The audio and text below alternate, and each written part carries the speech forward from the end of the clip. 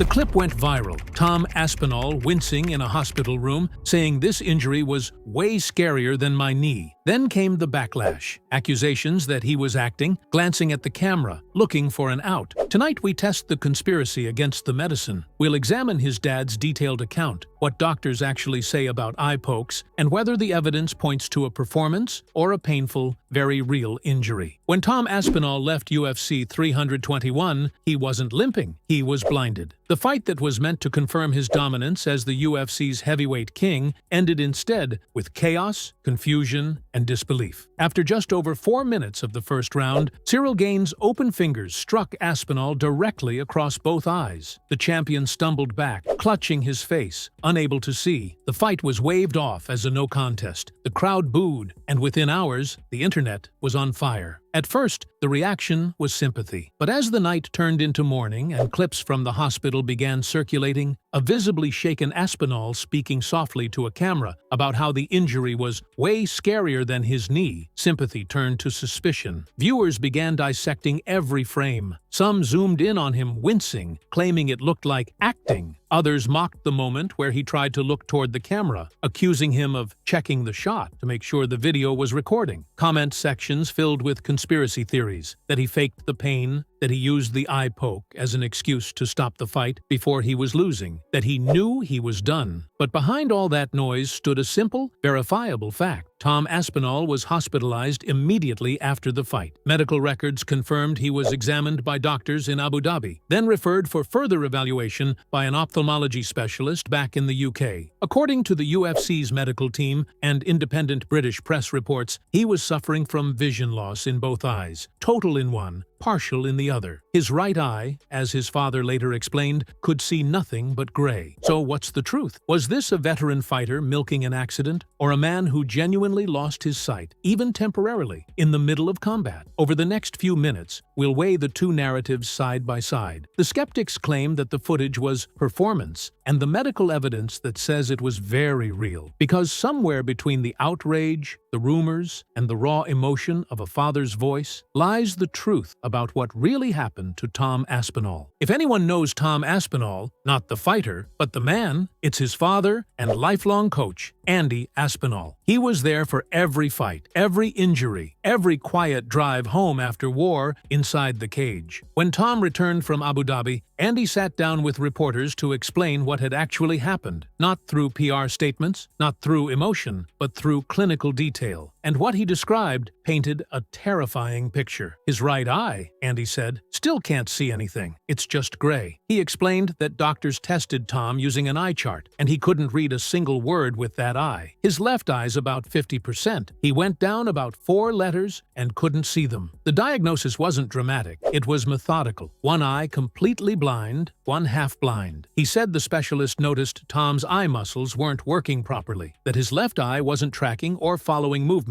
like it should. The muscles weren't working strong enough to go this way, he said, and the other one just wasn't working that good at all. Andy described the injury like a science lesson. Your eye socket is like a bowl, he explained, and your eyeball sits in it. When you poke straight in, it compresses, like flattening a ball on the floor, and when it springs back, it can damage things. The doctor, he said, told them Tom was lucky nothing behind the eyes seemed torn, but warned that you can't train your eyeball to be stronger. If you get hit like that, you can't do anything but wait. Time and luck decide whether vision returns. That statement alone should have ended the speculation, but Andy went further, revealing that Tom would undergo additional testing and a CT scan to check for orbital fractures, and that more advanced imaging was being scheduled at Bolton Hospital with a private specialist. He described watching his son, the world's heavyweight champion, sit in the dark at home, both eyes red and swollen, trying to watch his kids play without flinching from the light. For me, Andy said quietly, it's not about fighting anymore. It's about his health. Losing your sight, that's the bad consequence. It wasn't just a father's emotion. It was evidence. He listed specifics only someone who had spoken to medical staff could know. That one eye's vision was gray, the other 50% blurred. That the ocular muscles weren't responding evenly. That no bone fractures were seen, yet more tests were ordered. His tone wasn't defensive, it was heartbroken. If your son's fighting, you want him to be as safe as you can. And he got poked in the eye, and it's bad. He could have lost his sight, still hasn't got it back in one eye. In those few minutes, Andy Aspinall said more than any press statement ever could, and every detail of his account lined up with medical logic. So, could this all be faked? To answer that, we have to look at what doctors say really happens when an athlete takes a full-force poke to the eye, especially one strong enough to cause temporary blindness. Medical experts interviewed by BBC Sport and MMA-specific physicians say the most common result is a severe corneal abrasion. Essentially, the outer layer of the eye scraped raw. The symptoms: immediate burning, tearing, extreme light sensitivity, and involuntary eyelid spasms that make it impossible to open the eye. Sometimes, the world literally goes gray or black because the cornea swells, distorting light before it even reaches the retina. In more serious cases, the force can cause orbital nerve trauma or muscle impairment, which fits Andy's description of Tom's eyes not following properly. When the muscles around the eye are shocked or inflamed, they can temporarily lose strength or alignment, meaning even the working eye can't coordinate properly, creating double vision or vertigo. In those conditions, fighting on isn't brave, it's reckless. Continuing could turn temporary trauma into permanent damage. Ophthalmologists familiar with combat sports told BBC Sport and Bloody Elbow that while most abrasions heal in days, vision loss of the kind Tom described requires strict rest and imaging to rule out deeper injury. That's exactly what happened. Initial emergency care, followed by private specialist evaluation and a scheduled CT scan. No contradiction, no sensationalism, just the standard protocol for serious ocular trauma. Critics online claimed he was too calm, that real pain looks different. But pain in the eye is unlike any other. Victims often appear eerily still, not screaming, but dazed. Because even moving the face muscles can worsen the agony, doctors call it photophobia and blepharospasm. The body literally shuts the eye down to protect it. Tom's quiet tone, his clenched jaw, his tilted head toward the light, all textbook symptoms of genuine ocular injury. There's also the timeline. 3 days after the event, his right eye remained fully blurred, the left still cloudy, long after adrenaline would have worn off. No fighter gains sympathy points by staying half-blind for a week. Medical reality doesn't care about internet debates. A double-eye poke like this one can flatten the cornea, stretch the optic nerve, and leave vision distorted for weeks. When Andy said, "You can't train your eyeball to be stronger," he wasn't exaggerating. He was quoting fact. Eyes don't have muscles you can condition for impact. You can build your body into armor, but your vision will always be your weakness. And on that night, Tom Aspinall's weakness wasn't mental. It was biological. Within hours of the hospital clip hitting social media, the tone flipped. What began as concern turned into mockery. Comment sections flooded with messages like, "He looked at the camera, he's fine," and "He quit before he got finished." A few even posted slowed-down replays of the fight, claiming the eye poke barely grazed him. Others cropped frames of Tom's hospital footage, zooming in on his left eye as he tried to orient himself toward whoever was filming. "He's checking the lens," one post said, not reacting to pain. By morning, hashtags like #FakeInjury and #QuitGate trended on Fight Twitter. For many, it wasn't about evidence, it was about confirmation. They had already decided Tom Aspinall didn't look like a fighter who wanted it. They pointed to his calm voice, his humor in the hospital, even the way he adjusted his pillow mid-interview. That, to them, was proof of acting. But behind the viral edits was a man who couldn't open one of his eyes. Fighters who had suffered real corneal injuries, names like Michael Bisping and Bilal Muhammad, quickly stepped in. Bisping, who permanently lost vision in one eye from a similar incident, tweeted that the public doesn't understand how bad it feels, and that you can't fake that kind of panic. Still, skepticism spread faster than sympathy. Andy Aspinall saw it all. In his interview, he addressed the trolls head-on without naming them. "People online have opinions," he said. "Some think they're right, some want attention. attention. Some make a video to make money. Let them. I don't care. His voice was steady, not angry. He was a father who had spent years watching his son train, bleed, and sacrifice, now forced to watch strangers reduce that legacy to a clickbait headline. "I'm just bothered that me kid's got a job that he likes," he said quietly, "and he's been fouled in a contest. The guy who fouled him, no consequence to him. Now there's a consequence to Tom." That single statement reframed everything. This wasn't about optics or narrative control. It was about justice.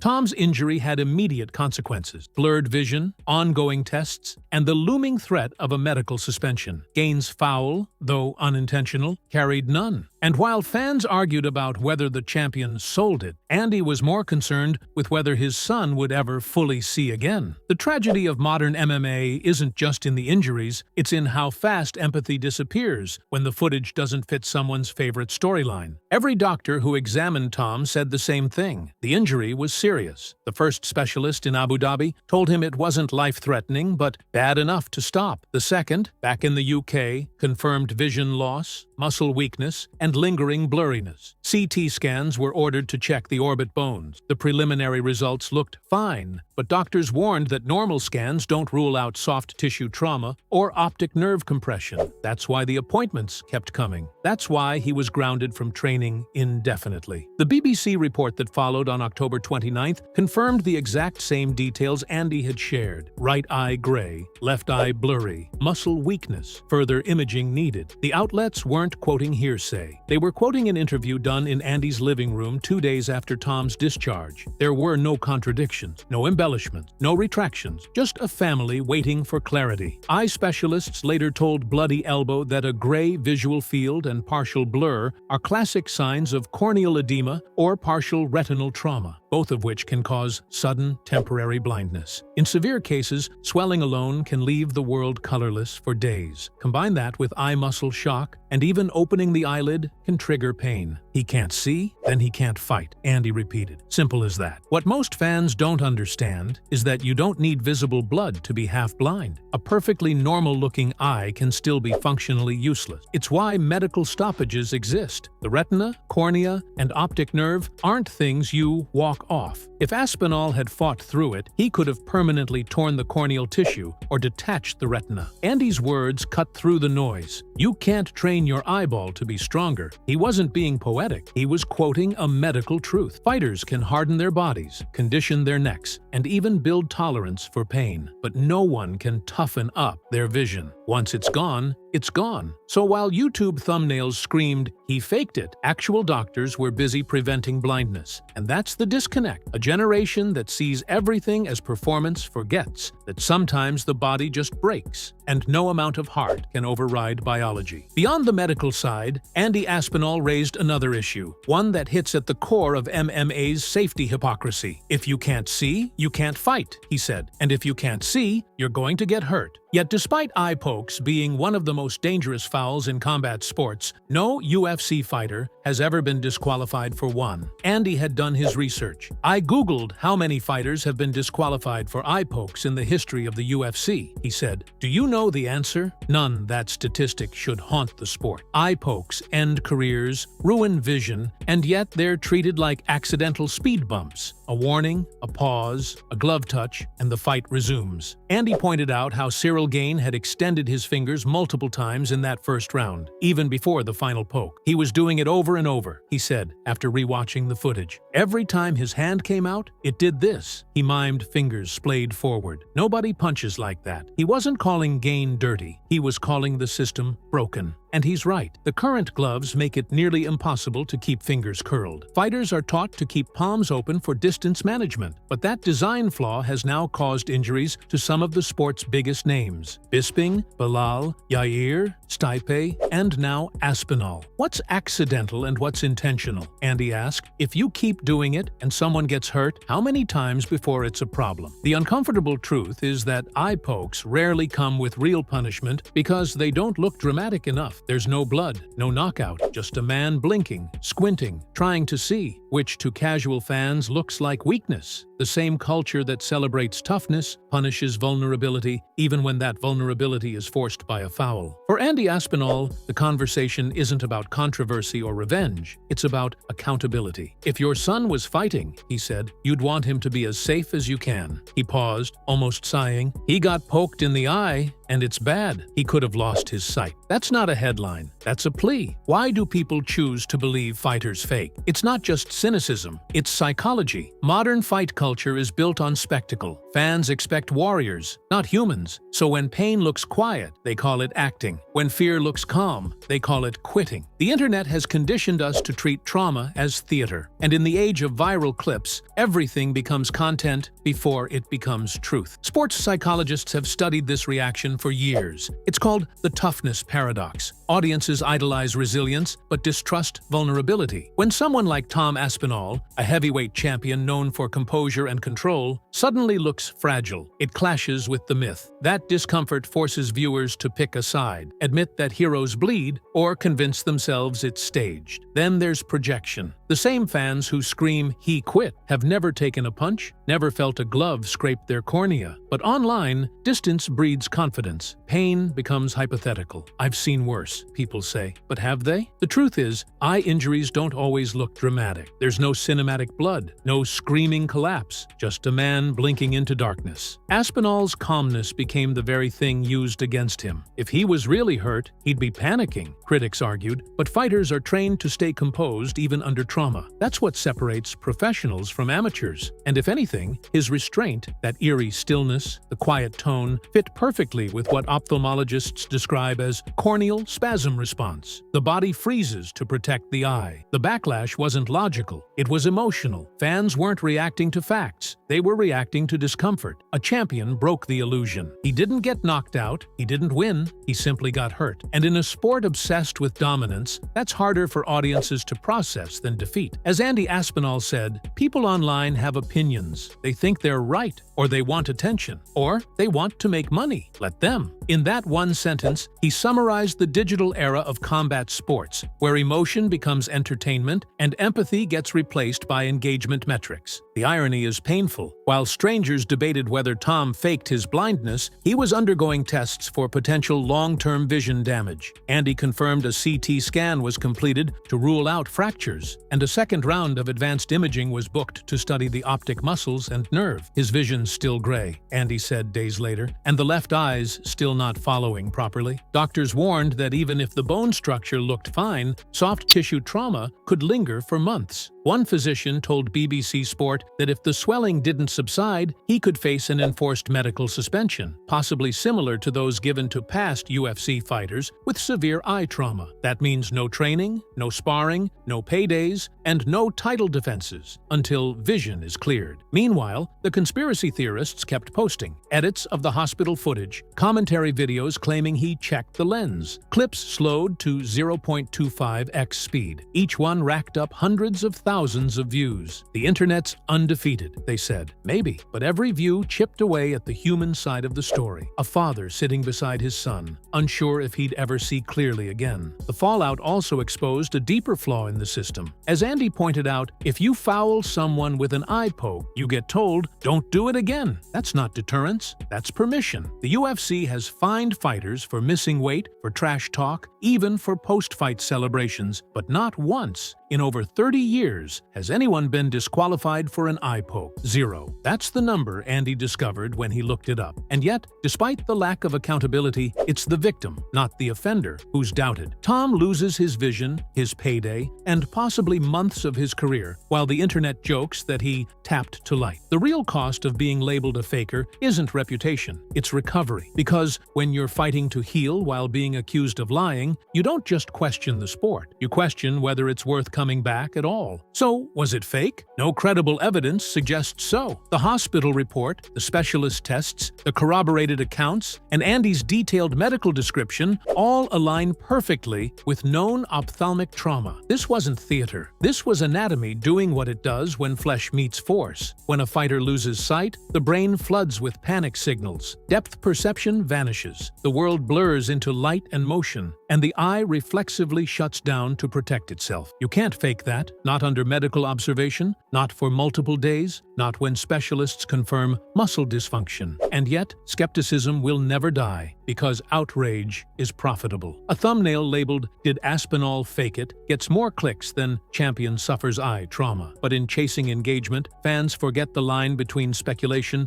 and slander. For fighters, that line can mean endorsement deals, credibility, and mental health. Andy's closing words should echo through every gym, every podcast, every online debate. If you can't see, you can't fight. It's the simplest truth in a sport that overcomplicates everything. Tom didn't choose to quit. He chose to keep his sight. That's not weakness. That's survival. And if the UFC truly values fighter safety, this incident should force change in glove design, in foul enforcement, and in fan education. Because one day, it won't just be temporary blindness, it'll be permanent. And when that happens, the same people calling it fake will post tributes, hashtags, and apologies far too late. The internet wants villains and victims, not victims and doctors. But reality doesn't care about storylines. Tom Aspinall didn't fake his injury. He lived through one. A champion brought to the edge of darkness, now forced to defend not his belt, but his integrity. When Andy Aspinall said, "I'm just bothered that me kid's got a job he loves, and he's been fouled," it wasn't just a father's pain. It was the soul of a sport talking back to its own cruelty. If there's a lesson in this, it's simple. You don't have to lose an eye to see the truth. Sometimes it's staring right at you. You just have to look past the noise.